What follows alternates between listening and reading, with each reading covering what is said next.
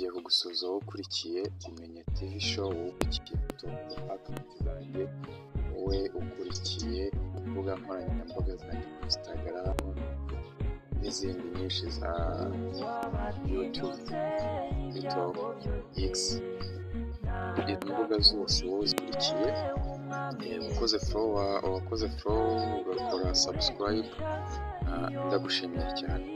Uyu munsi rero nje kubereka akantu mutari muzi, wajya kukabona gakoreshwa hirya no hino kuri WhatsApp, ugasanga wenda muri groupe runaka bagakoresheje, ariko nta makuru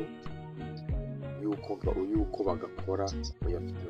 So ntatinze rero, wowe ukurikiye iyi channel kora subscribe, ukore ku nzogera, nimba iyi video ibyo nkwigishije hari icyo byagufashije kanda like,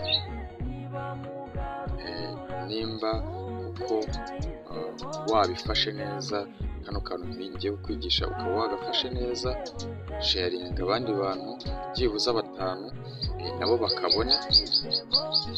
Ikindi wandike no muri comment utubwire ngo video ikurikira turifuza ko mwatwigisha ku kintu runaka, icyo wumva wowe wifuza ko wakwigaho, tuzahita tugikora kuri video ikurikira. Biraterwa n'uburyo mwashyize muri comment. Ntatinze rero, wenda urinjira kuri WhatsApp yawe, si ngombwa urinjira kuri WhatsApp yawe usanzwe ukoresha, uze wenda kuri groupe runaka iyo ushaka. Urabona ko ngewe hano,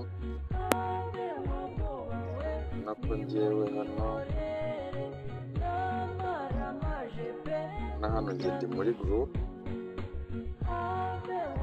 sub for sub,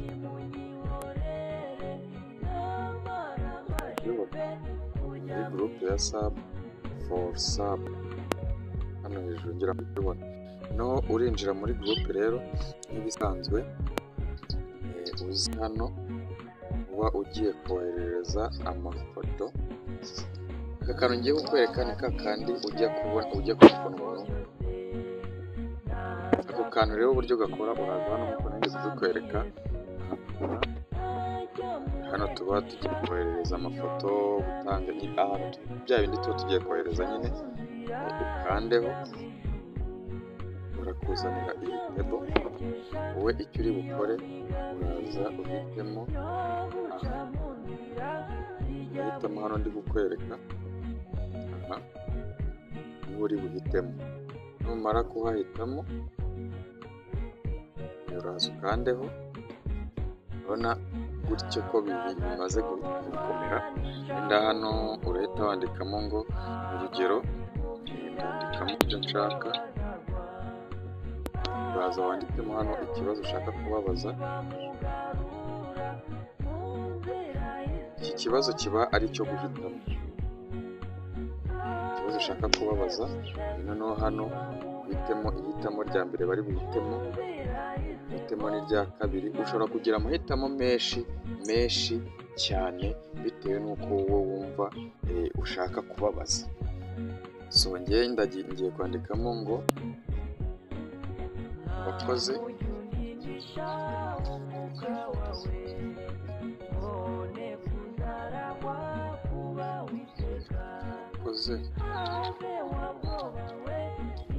subscribe kuri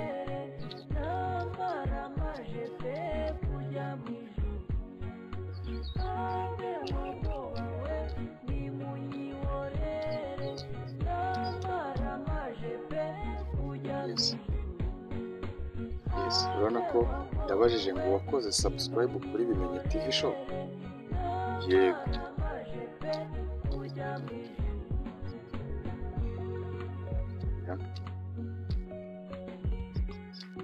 Ndandikamo oya, n'umunsi wenda nandikamo ngo sinyizi. Sinandikemo sinzi gusa subscribe.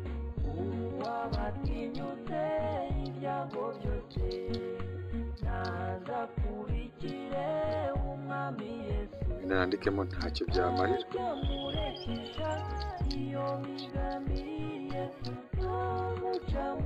so ugenda wandika ibyo ushaka, no hano wandikemo ubundi ugahita nandikamo ngo andikamo wenda ngo nka link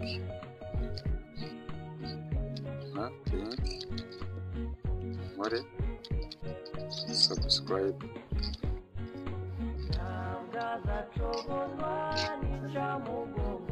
Iyo umaze kwandika wagaragaje ikibazo, ugaragaza ibisubizo, noneho iyo umaze kubihitamo neza, umaze kubona ko ibyo wakoze ariko kuri, ukanda hano ukabyohereza bikajya muri ya groupe wabikoreyemo.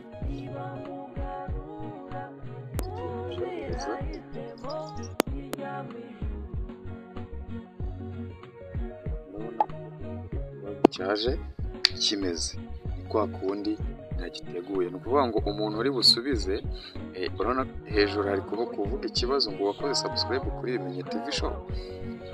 Nimba yarayikoze aremeza yego, nimba atarayikoze aremeza hoya, nimba atayizi aremeza ko atayizi, nimba atazi gukora subscribe nabyo arahitamo bitewe n'uko we ari kubyumva.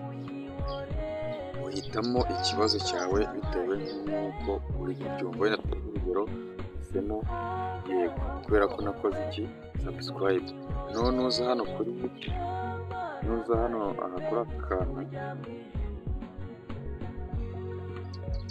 kuri aka urahita ubona umubare w'abantu bakoze basubije cya kibazo bitewe n'amarangamutima yabo, cyangwa se bitewe n'uko bari kumva ikibazo ubajije.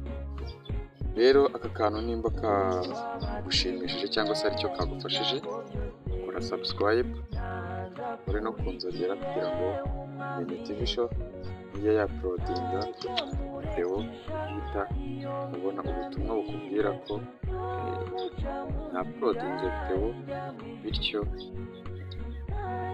uyirebe mu wa mbere, ibyo natangaje nawe ubibone mu wa mbere. Kanda like nimba iyi video yagushimishije, sharinga abantu byibuze 5 nabo babona aka kantu, nurangiza wandike muri comment icyo ushaka ko tuzakwigisha muri video ikurikira.